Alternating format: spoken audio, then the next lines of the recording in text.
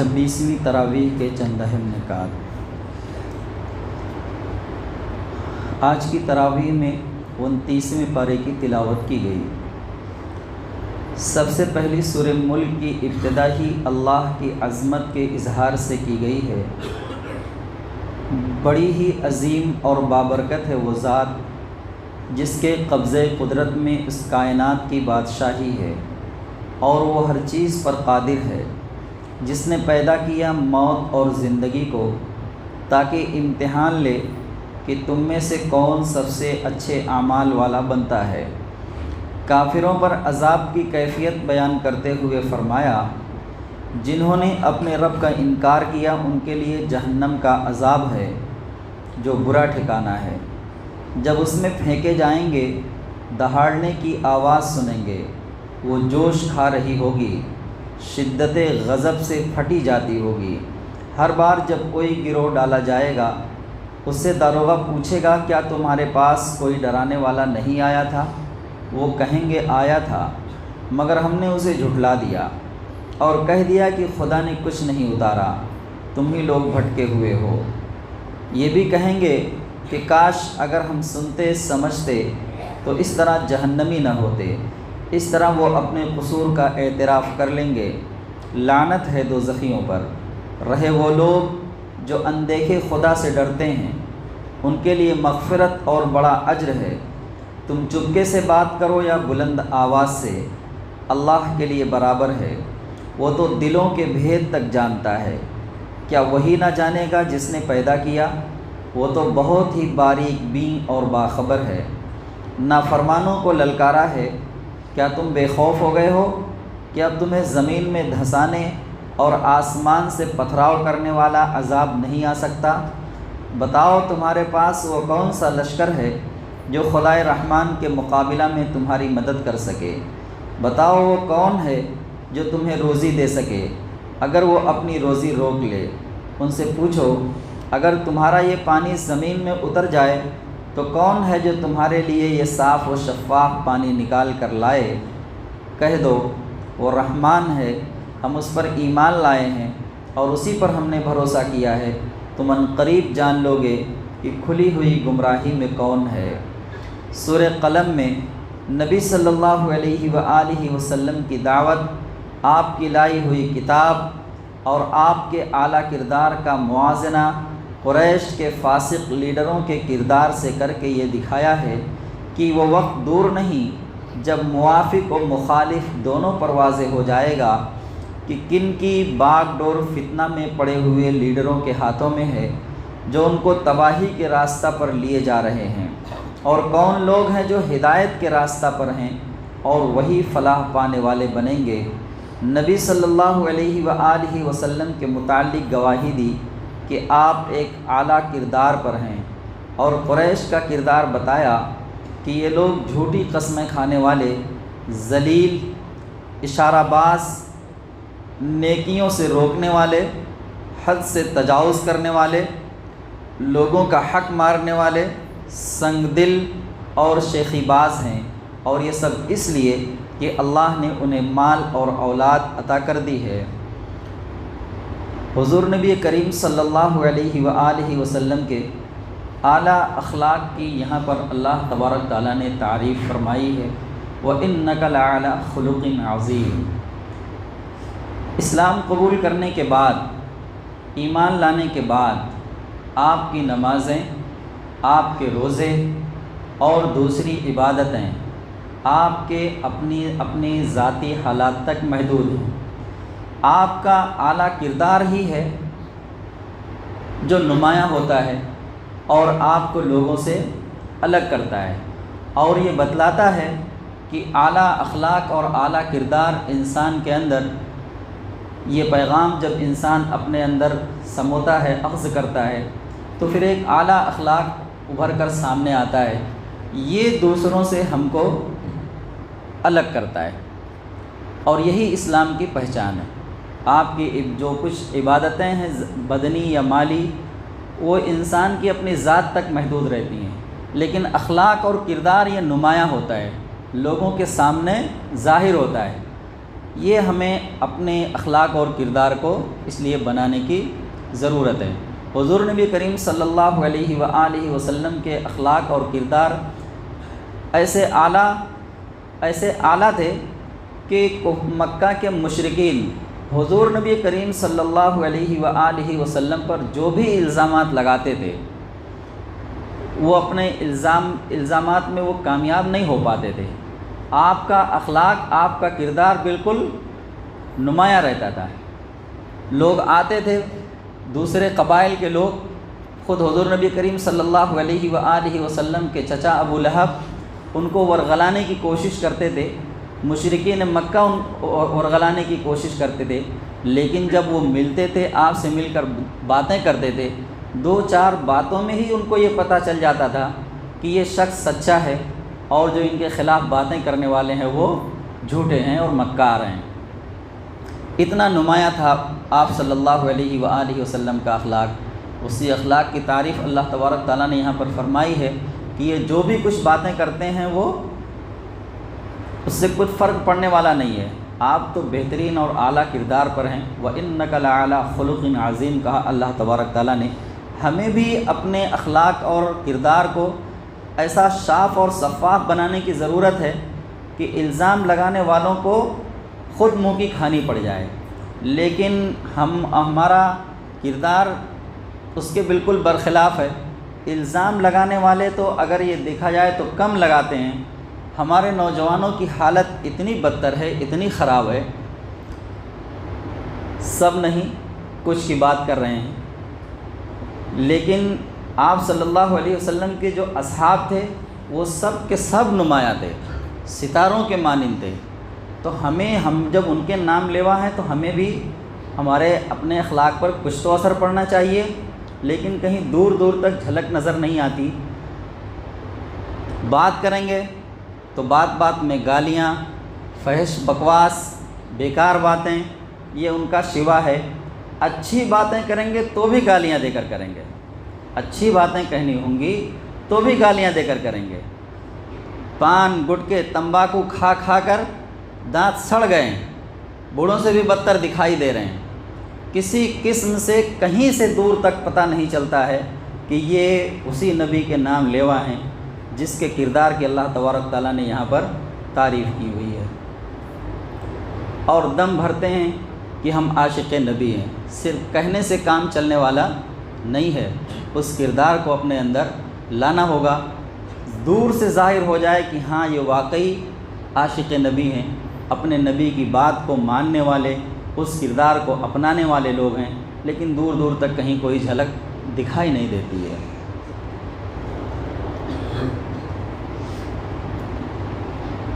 آخرت کے انجام کی طرف توجہ دلاتے ہوئے،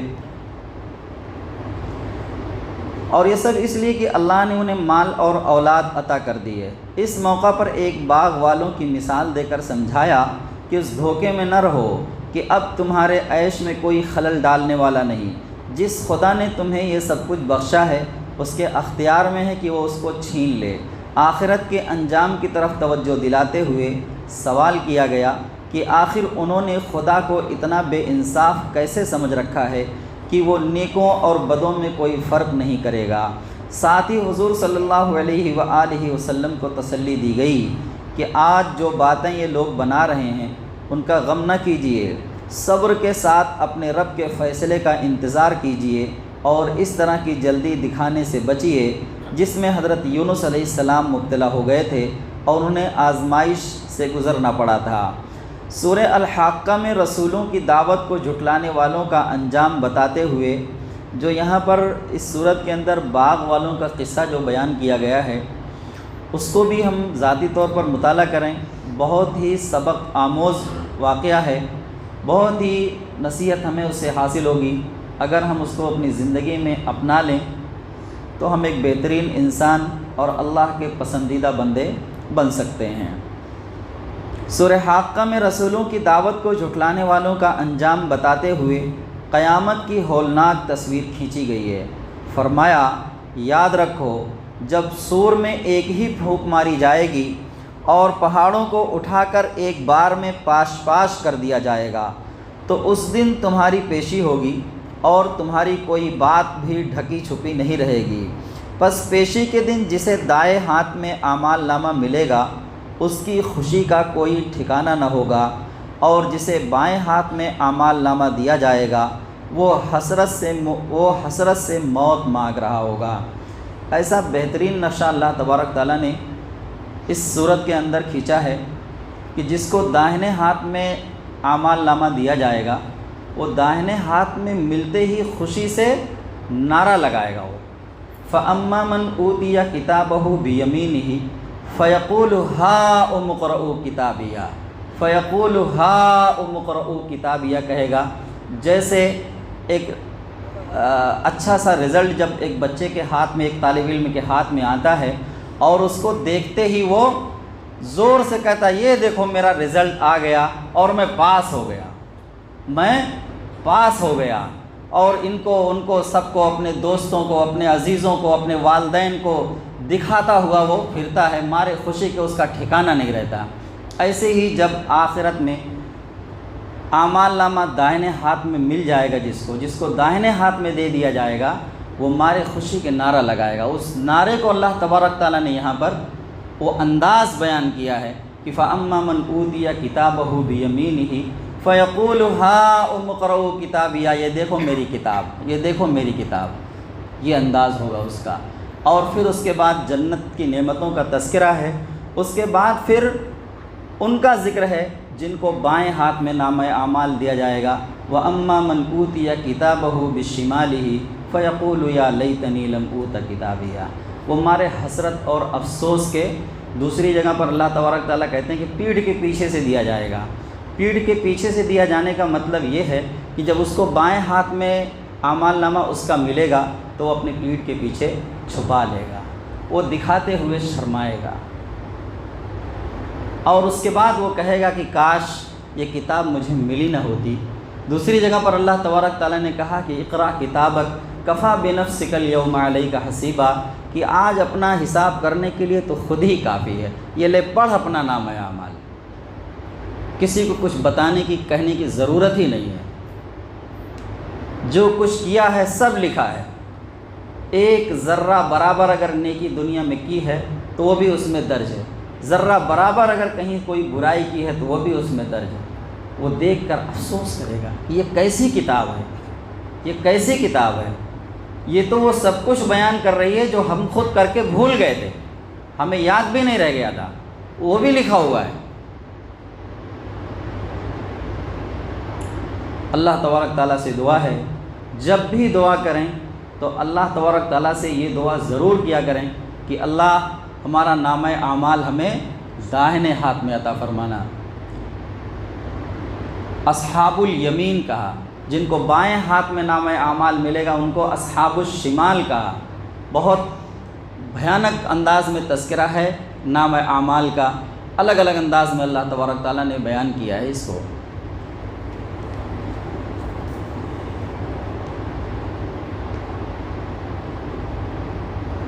جسے بائیں ہاتھ میں نامہ اعمال نامہ دیا جائے گا وہ حسرت سے موت مانگ رہا ہوگا، آواز آئے گی اس کو پکڑو، اس کی گردن میں توق ڈالو، اس کو جہنم میں جھونک دو اور ایک زنجیر میں جس کی لمبائی 70 ہاتھ ہے جکڑ دو۔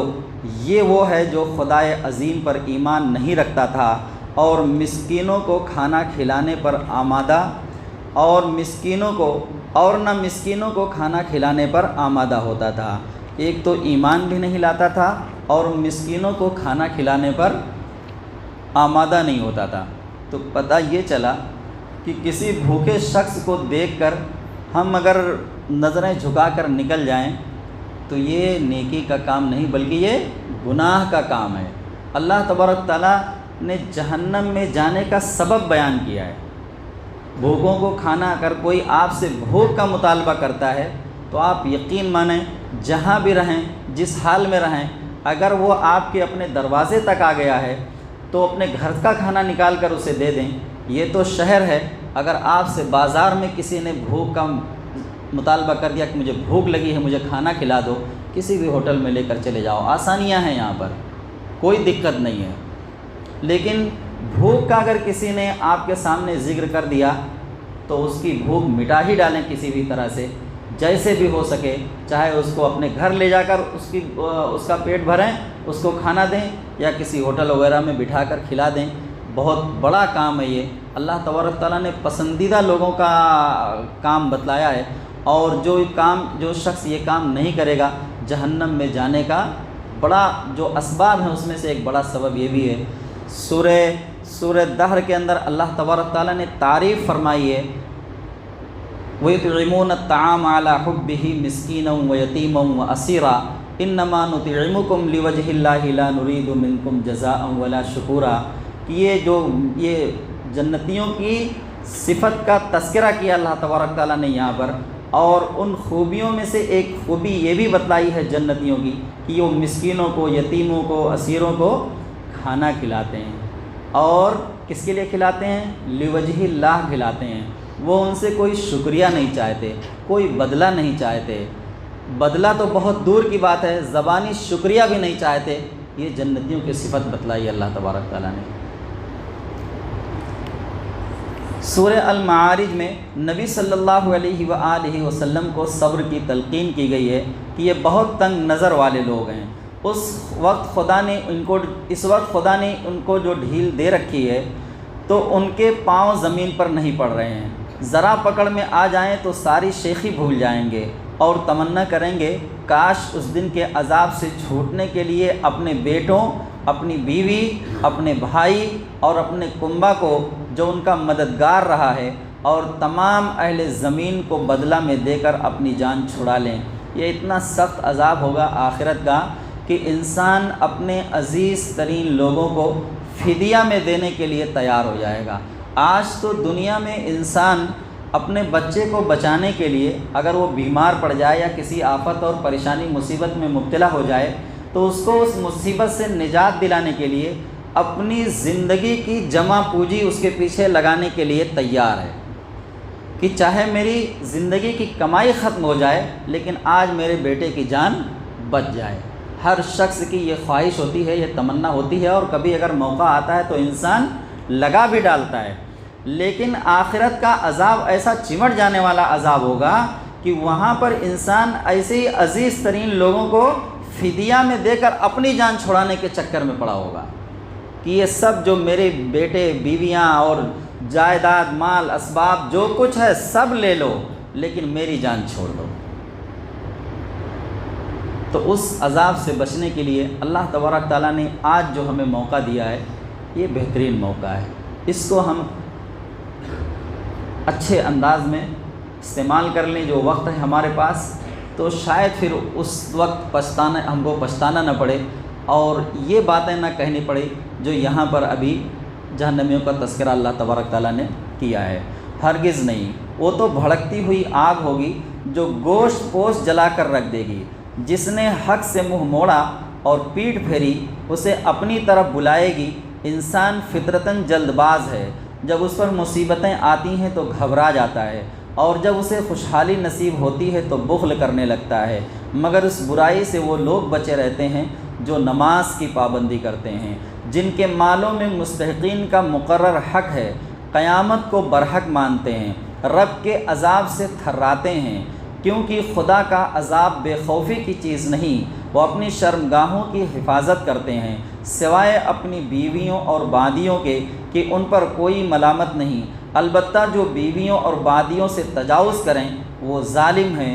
نیک لوگ اپنی امانتوں اور وعدوں کا لحاظ رکھتے ہیں، اپنی گواہیوں میں سچائی پر قائم رہتے ہیں، اپنی نمازوں کی حفاظت کرتے ہیں۔ ایسے ہی لوگ عزت کے ساتھ جنت کے باغوں میں رہیں گے۔ تقریباً ہو بہو یہی باتیں 18واں پارہ جہاں شروع ہوتا ہے وہاں پر بھی اللہ تبارک تعالیٰ نے انہی صفتوں اور خوبیوں کا تذکرہ کیا ہے کہ جن کے اندر یہ صفت، یہ خوبی ہوگی، اللہ تبارک تعالیٰ اسے جنت کا وارث بنائیں گے۔ وہاں پر وارثون کا لفظ استعمال کیا ہے کہ یہ لوگ جنت کے وارث ہوں گے، ان کو وراثت میں جنت ملے گی۔ سورہ نوح میں نبی صلی اللہ علیہ وآلہ وسلم کو پچھلی سورہ میں تلقین کیے ہوئے صبر کے لیے نمونے کے طور پر حضرت نوح علیہ السلام کا قصہ بیان کیا کہ انہوں نے طویل ترین عرصہ تک یعنی 950 برس صبر کے ساتھ اپنی قوم کو دعوت دی، اور اتنے طویل صبر اور انتظار کے بعد ان کی قوم کو عذاب میں مبتلا کیا گیا۔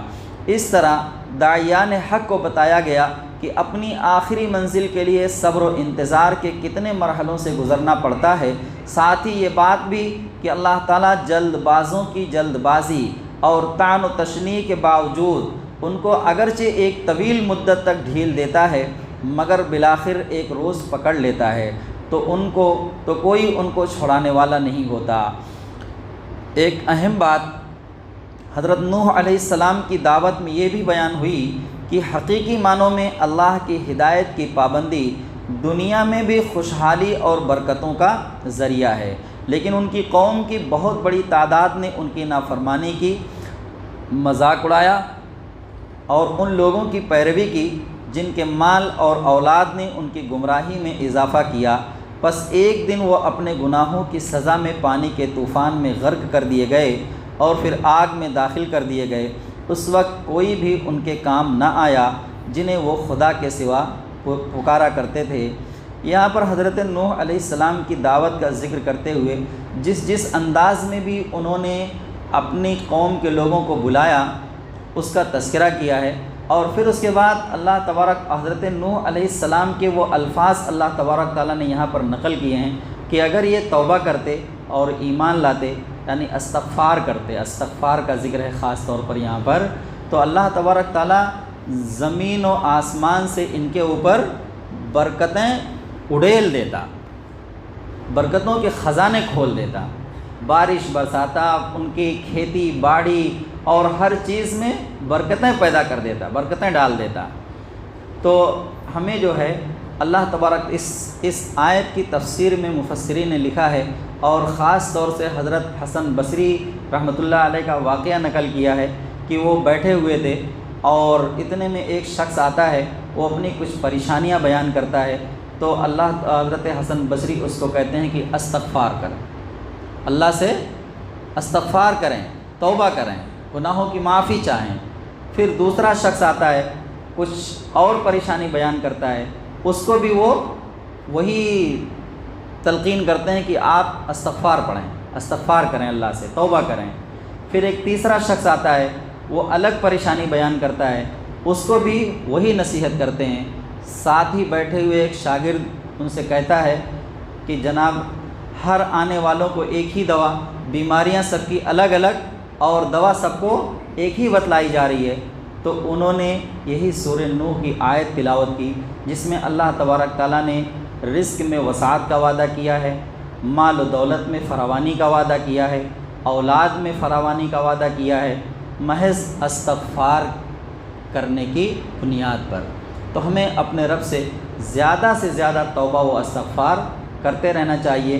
اگر پریشانیوں نے ہر طرف سے گھیر رکھا ہو اور نکلنے کا کہیں سے کوئی راستہ دکھائی نہ دیتا ہو تو اس وقت ہمیں استغفار کا دامن تھام لینا چاہیے۔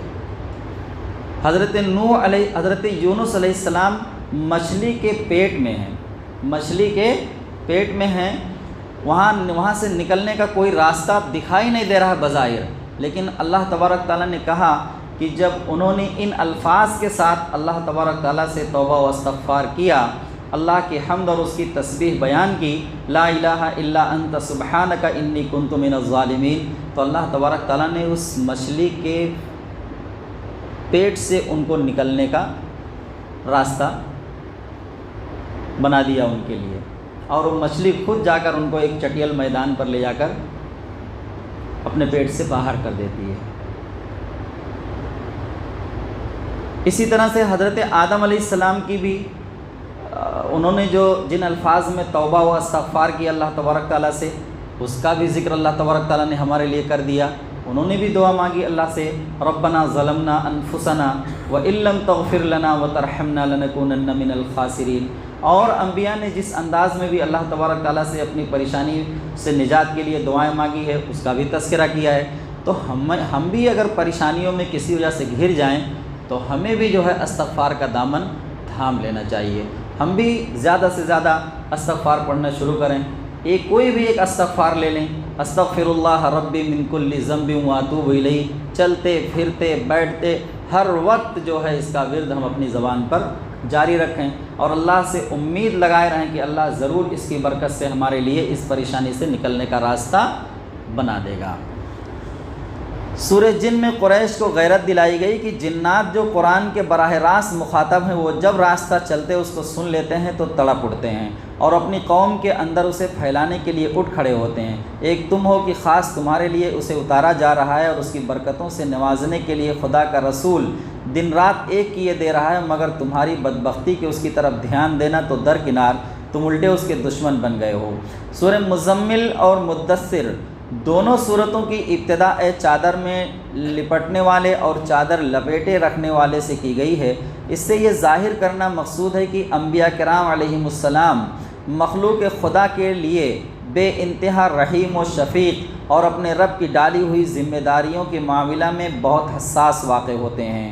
وہ اپنی جان توڑ کوششوں کے باوجود جب دیکھتے ہیں کہ لوگوں کی دشمنی ان سے بڑھتی جا رہی ہے تو انہیں یہ خیال ہوتا ہے کہ کہیں انہی کے کام میں تو کوتاہی نہیں ہے، اور یہ فکر ان کو بہت غمزدہ کر دیتی ہے، اور وہ چادر میں سمٹ کر اپنے ماحول سے کنارہ کشی اختیار کرتے ہیں، اندر ہی اندر کوتاہیوں کی تلاش شروع کر دیتے ہیں۔ سورہ مزمل میں چادر اوڑھنے والے کے پیارے لفظ سے نبی صلی اللہ علیہ وآلہ وسلم کو خطاب کرتے ہوئے اس حالت سے نکلنے کا راستہ بتایا گیا ہے کہ رات کے وقت اللہ کے حضور قیام کا اہتمام کرو، اس میں ٹھہر ٹھہر کر قرآن پڑھو، اس سے دل کو ٹھہراؤ ملے گا اور دماغ کو بصیرت حاصل ہوگی اور آگے کی ذمہ داریوں کا بوجھ اٹھانے کی اہلیت پیدا ہوگی۔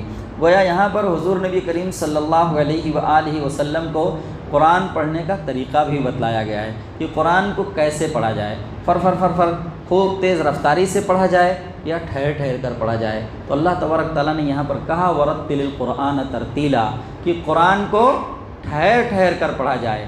آج ہم تراویح کی نماز اس امام کے پیچھے پڑھنا چاہتے ہیں جو خوب تیز رفتاری کے ساتھ قرآن کی تلاوت کر رہا ہو، جبکہ قرآن کہہ رہا ہے کہ مجھے ٹھہر ٹھہر کر پڑھا جائے۔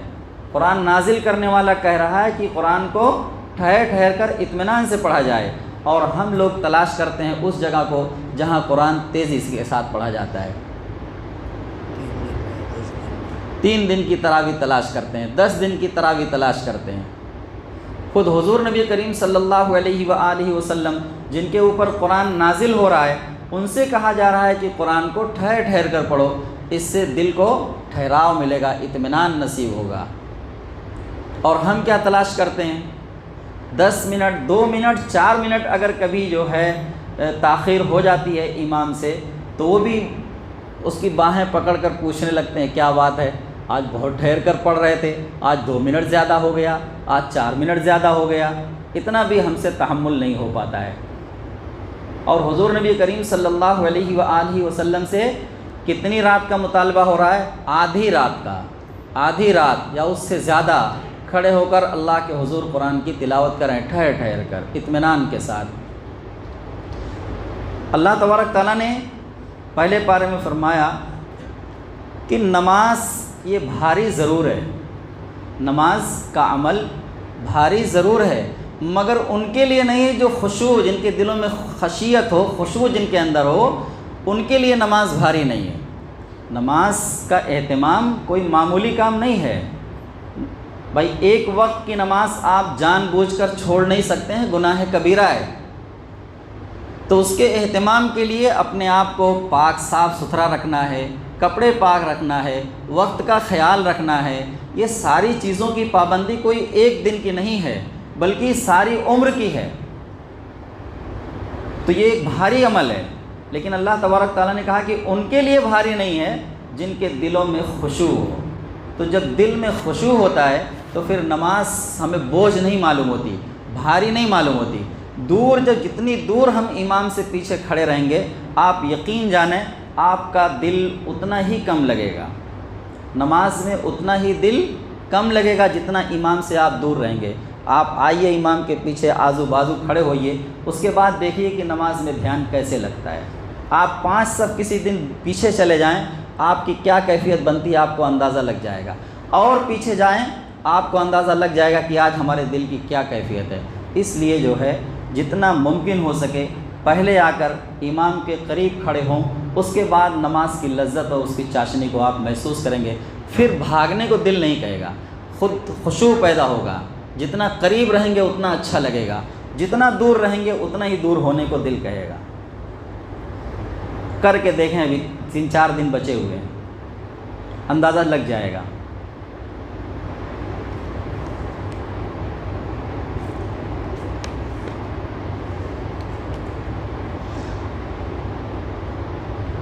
سورہ مزمل میں چادر اوڑھنے والے کے پیارے لفظ سے نبی صلی اللہ علیہ وسلم کو خطاب کرتے ہوئے اس حالت سے نکلنے کا راستہ بتایا گیا ہے کہ رات کے وقت اللہ کے حضور قیام کا اہتمام کرو، اس میں ٹھہر ٹھہر کر قرآن پڑھو، اس سے دل کو ٹھہراؤ ملے گا اور دماغ کو بصیرت حاصل ہوگی اور آگے کی ذمہ داریوں کا بوجھ اٹھانے کی اہلیت پیدا ہوگی۔ سورہ مدثر میں بھی اسی لقب سے پکار کر ہدایت کی کہ بس چادر اتار پھینکو اور لوگوں کو ڈرانے اور خبردار کرنے کے لیے کمر بستہ ہو جاؤ۔ سورہ مدثر کا خلاصہ انشاءاللہ کل بیان کیا جائے گا۔ اللہ تبارک تعالیٰ سے دعا ہے کہ اللہ تعالیٰ ہم سب کو قرآن پڑھنے، اس کو سمجھنے اور اس پر عمل کرنے کی توفیق عطا فرمائے۔ سمیع العلیم وتب علینا انک انت التواب الرحیم۔ صلی اللہ تعالی علی